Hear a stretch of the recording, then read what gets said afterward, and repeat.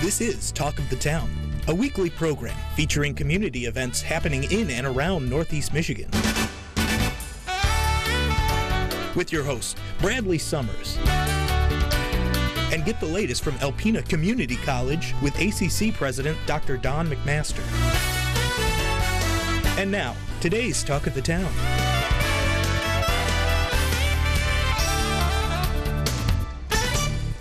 Good morning and welcome to Talk of the Town. I'm your host, Bradley Summers, and this morning our first guest is Justin Christensen Cooper from Art in the Loft. Hey, Justin. Hey, Brad. I'm getting used to this couch, by the way. I know, right? So, yeah. It's kind of comfy, isn't it? It's not bad. Yes, it's not bad. Hey, so I know with Art in the Loft, we talk about it every time you're on. You guys are always busy with all kinds of wonderful outreach programs and getting people engaged in the arts around our community and the surrounding areas. But to make a lot of that happen, you have a big fundraiser that's coming up in November. We do. So it's November 9th, it's a Thursday night. You know, it's always been historically, if you remember, because you've volunteered at this many times. In fact, you might be getting an email from me later. But, hey, excellent. It's always been around like hunting season, you know, and so it's like a night out of the town. And it used to be called Glamour and Gourmet, where it was like a glitzy, fancy event. Yeah. And then we kind of pared that down. We started getting food involved as soon as we started opening our kitchen for programming and our culinary arts center. And then we've really stuck to that. And so people can expect this year, not only is it, yes, a night out in the town, you get dressed up, you know, there's few and far between those events in town where we can really do that, where you kind of escape into an atmosphere, you're like, wow, I'm not in Alpena anymore. And I think that Art in the Loft kind of lends itself to that. But also we now are, you know, continuing to pair that with just really good food. So what your ticket gets you, it's $100 per ticket.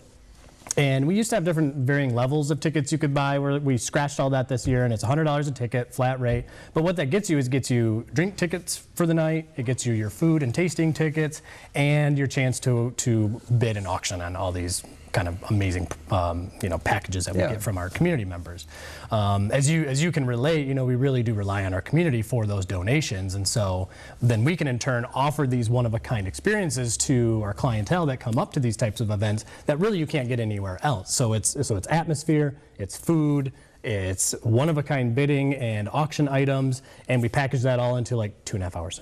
You know, and the really neat thing is that the volunteers that are there, like Steve Jacobson last year was one of and Rick Houchin, the bartenders. Yeah. And, you know, they go above and beyond. Oh, it's incredible. With like the cool like drinks that were made just for the event. Exactly. And, it's really, like you said, it's all about the experience and bringing the arts and some really cool opportunities. Well, that's a great segue because, you know, we do have, being an arts facility, we do have sort of the upper hand in being able to make it as creative as possible, make it over the top, make it like an experience that's for all the senses, you know, and so we really try to do that. So like what you're talking about, like they were bartenders last year, and so again, this year, everything is themed, right down to the decor, to what the drinks are, to what's going to be on the tables for the place settings, and then this year, it always goes right on the heels of our juried art exhibit. We just opened the 8th annual juried art exhibit entitled Medals this year. And so last year was the 5 Senses, which was really cool. This year is medals, and we have over 81 pieces hanging in the gallery right now, all around the theme of medals. So the fundraiser is actually the last day of that exhibit, and so you're going to be immersed in that artwork, but then taken to the next level with the theme, down to the decor, to the napkins, you know, all that stuff. So now, what I'm thinking right off the bat is the Senses, where, you know, the smoky drinks. Yes, and exactly. all the things that were there last year. What kind of a challenge is it going to be to make it go around the theme of metal? Well, I've heard the phrase gold glitter going around, and I got nervous. So I don't know. That could be something. Edible, something, you know. But we also offer that theme out to our chefs as well. So, you know, I don't want to give it all away because we actually have a meeting soon, and where we're going to slowly unveil some of these chefs and some of these auction packages as we're ramping up ticket sales. Tickets are on sale right now through artintheloft.org, by the way. People can do that right now. And we're only selling 100, so I do know that those are going to go quick. But we're offering that theme up to our chefs, and really the chefs are competing that night for a top grand prize of $500, and the people that get to attend get to vote. So that's their opportunity to really say, well, I really like this chefs, I really like this chefs. We have 3 chefs that have restaurants in town, and they're all doing savory. And then this year we added a 4th chef that is doing a dessert. Really? all around that theme. So it's going to be really cool. Yeah, And it's a really cool experience. Yeah, and it's a fun event. And I've always been humbled to be able to be a part of it by appreciate that. volunteering and Yeah. and getting to know a lot of the people that visit and your supporters as well, which are funny, support everything else in the community. as well. I know, familiar faces, but that's what we lean on. And so we can only be as good as our community is. So in order to be successful, we have to make those relationships, we have to make them feel welcome, and that goes along with our mission. Arts are for everyone, and so we want this event to mimic that. Well, and what this event supports is the programming that goes on throughout the year. That's exactly right. Tell us a little bit about some of the upcoming fall programming that you have coming up. Yeah, you got it. So it's funny, just this past week, we kicked off sort of our flagship programming. Ready, Set, Create is back, which is our flagship. If you remember from last year, it was the first year back after almost 2 years off. And so that is a partnership with the Alpena Youth and Recreation Committee. We get a wonderful grant through them to help service 400 fourth graders in the area. So we're part of the Ready, Set, Recreation. Over the time, it's been pared down, but we're still lucky enough to be in that group of programs. So kids that are in second grade get to go to Ready, Set, Swim, but then once they get to fourth grade, they get to come to Ready, Set, Create. And it's 4 consecutive weeks of arts education.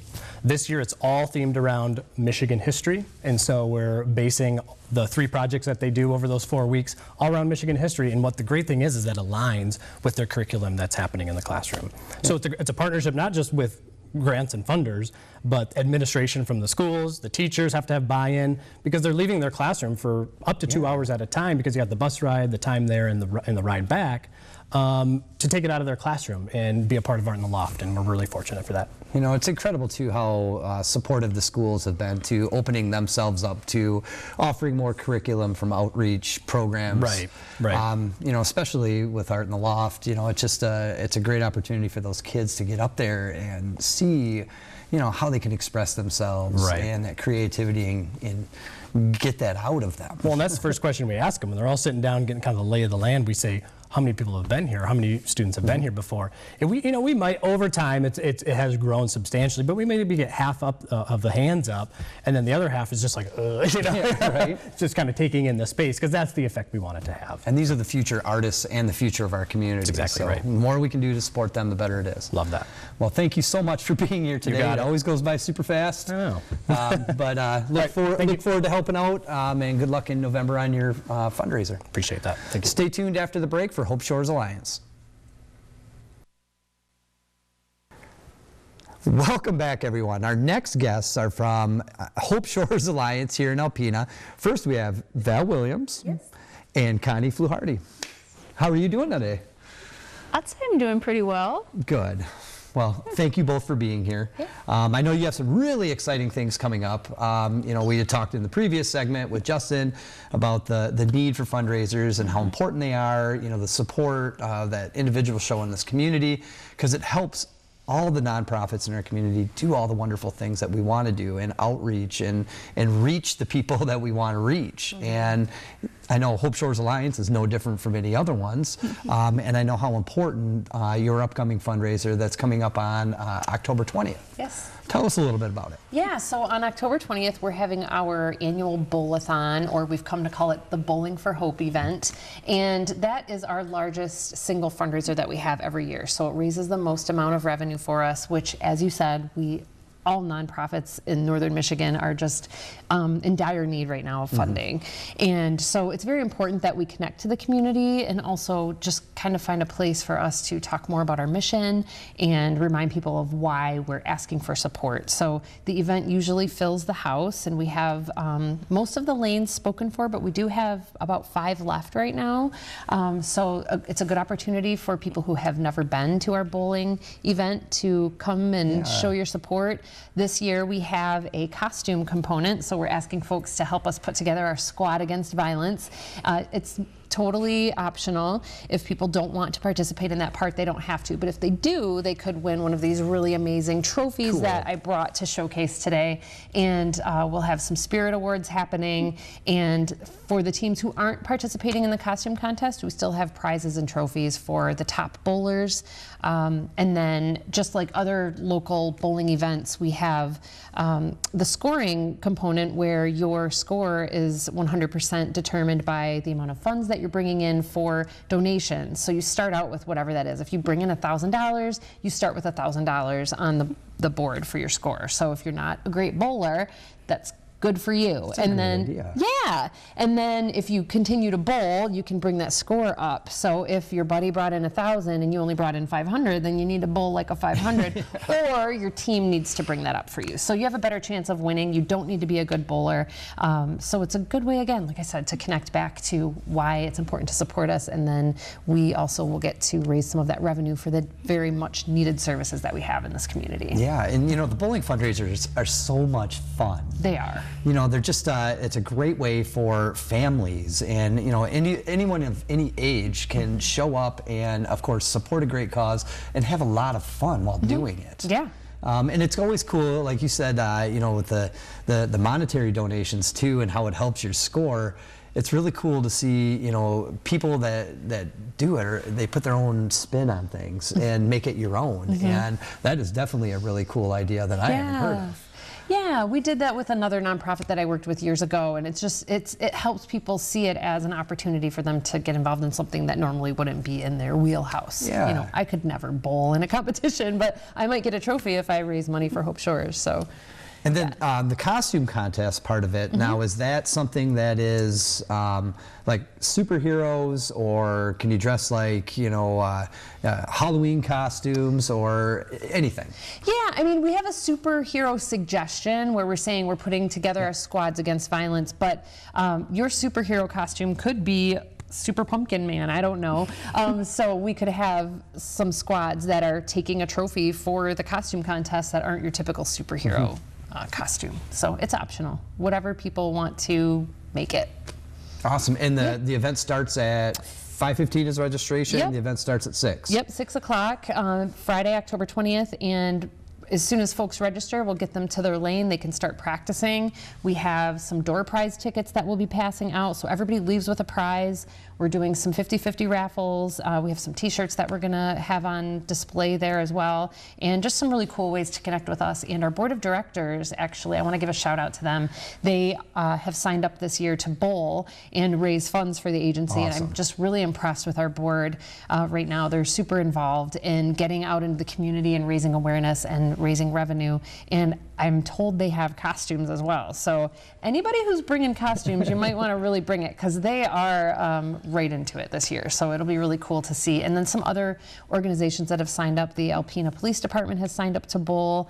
The Sheriff's Department has sponsored a lane. So we have a lot of really good partnerships this year that we probably hadn't had in the past. We approached marketing a little bit different. So I want to give a shout out to our community for being so supportive. It's been really nice to see. That's incredible. Yeah. And, you know, that's something too, just kind of sparked my thought process here is, you know, we don't talk about the board of directors on the show as much as we should with all the nonprofits and the representatives that are here, you know, how important it is that board members are engaged with the organizations that they're involved with, because it does show great strength, and it does bring new networks and wonderful people, you know, into the fold that are recognizing the wonderful things that are going on. Absolutely. So that's wonderful that, it's wonderful to hear that. Yeah. You know, and Connie, while we have some time left here, let's talk about October. What is October? So October is National Domestic Violence Awareness Month. We are holding vigils all throughout our 5-county region. We are also a part of a project called Remember My Name, that during our candlelight vigils, we say every single name that can be submitted for victims and survivors and those who have lost their lives to domestic violence. And so we do hold candlelight vigils. We have already a few that have passed, but we are holding one in Alpena County at the Fletcher Library on the 25th. Nice. At 5:30. It ends at 7. But we talk about what it means and the importance of domestic violence awareness and how anybody can be susceptible to it and fall victim to it. But we are also partnering with True North Threads, where we can, it's a fundraiser where anybody can buy a t-shirt. We have long and short sleeve options, and the registration for that closes on the 16th. Okay. But it goes directly to support Hope Shores and victims and survivors of domestic violence. Now, if I wanted to buy one of these t-shirts, could I just go right on to the True North Threads website and there's like a link, or should I call you?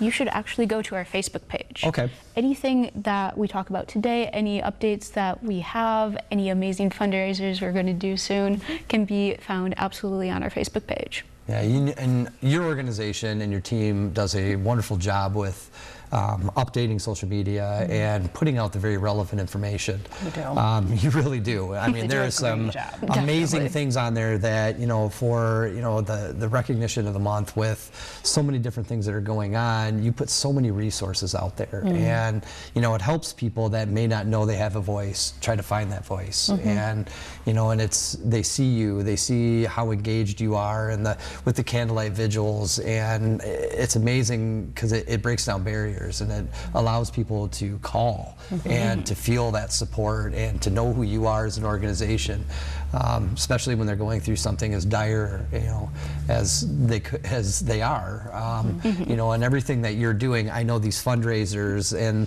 the T-shirts and everything goes right back to the people that need these resources in our community and the surrounding areas. Yeah. So.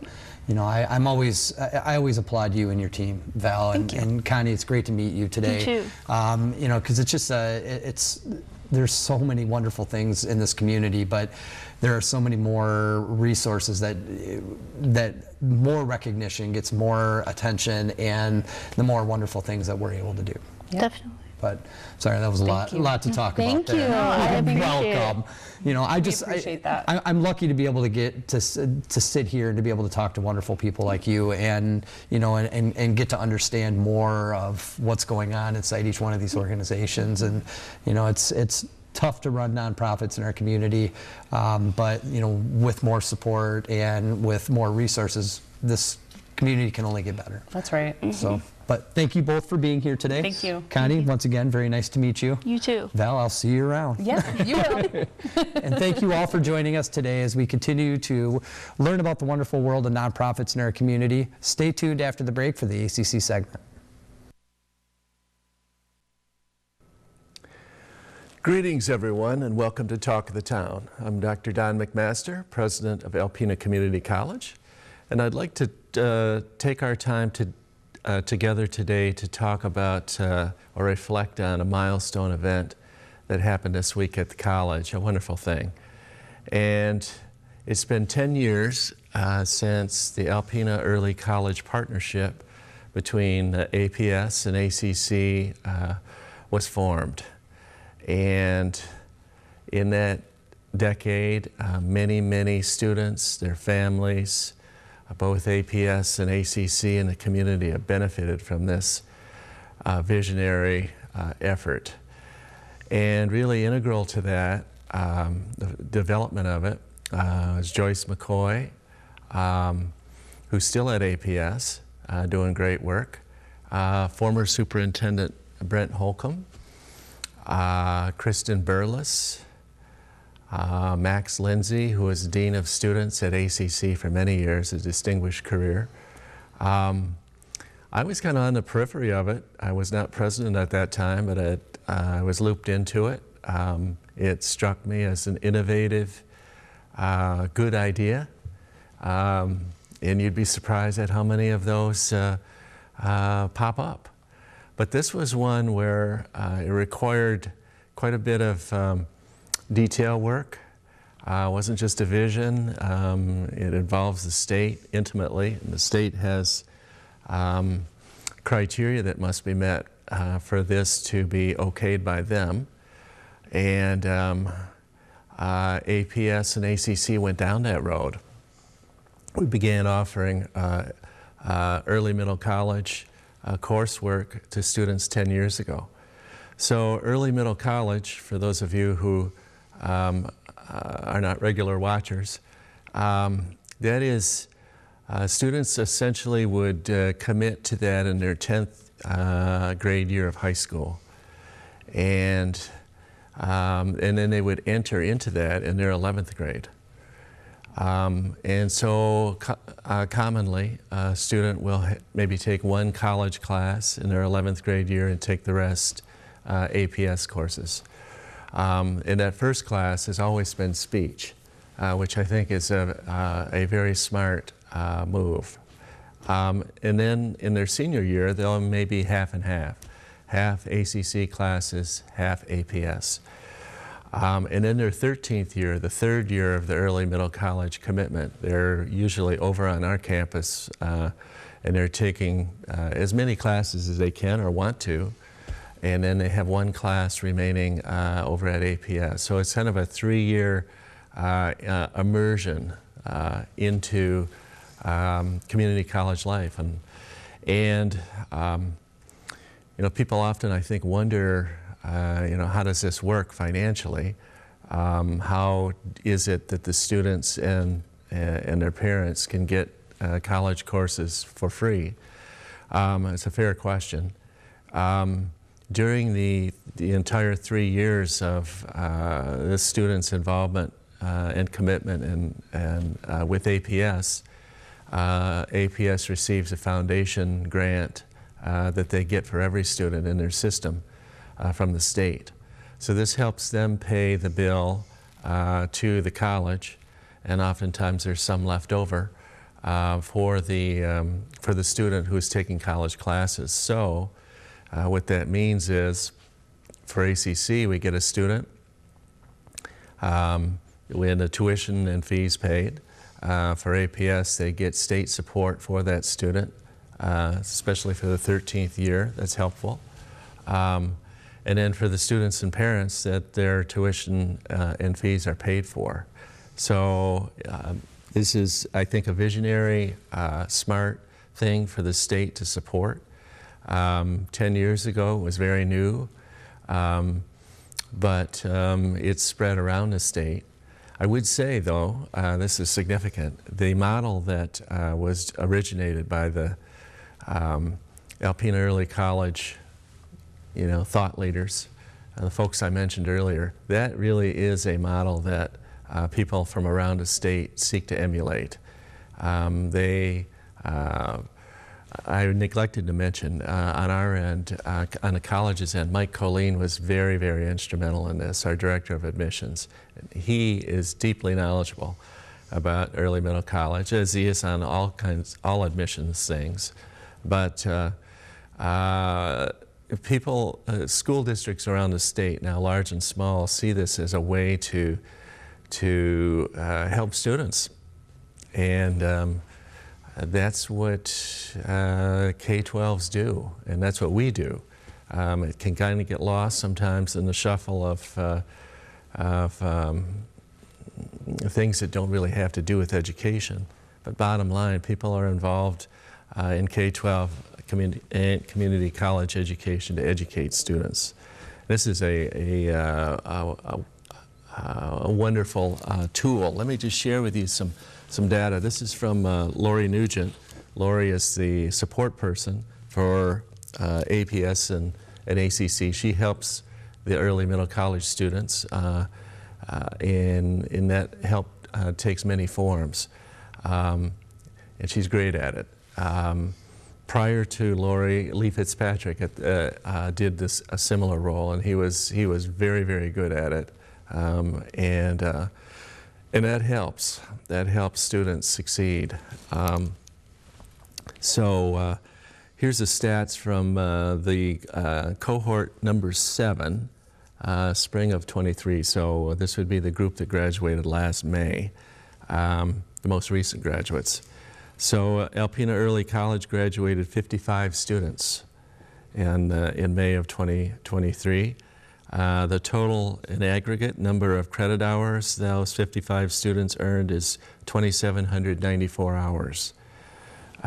We charge in-district tuition, but we're at $150 an hour. So if you multiply those figures together, that will tell you how much money was saved. The average credit hours each of those 55 students had was 51 hours. So that's normal associate degree for us is 60 hours, so more than 4/5 of the way there. Average GPA 3.14.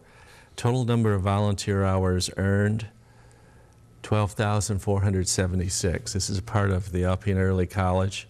that is significant. This gets the students out of the classroom into the community doing volunteer work. This is part of it.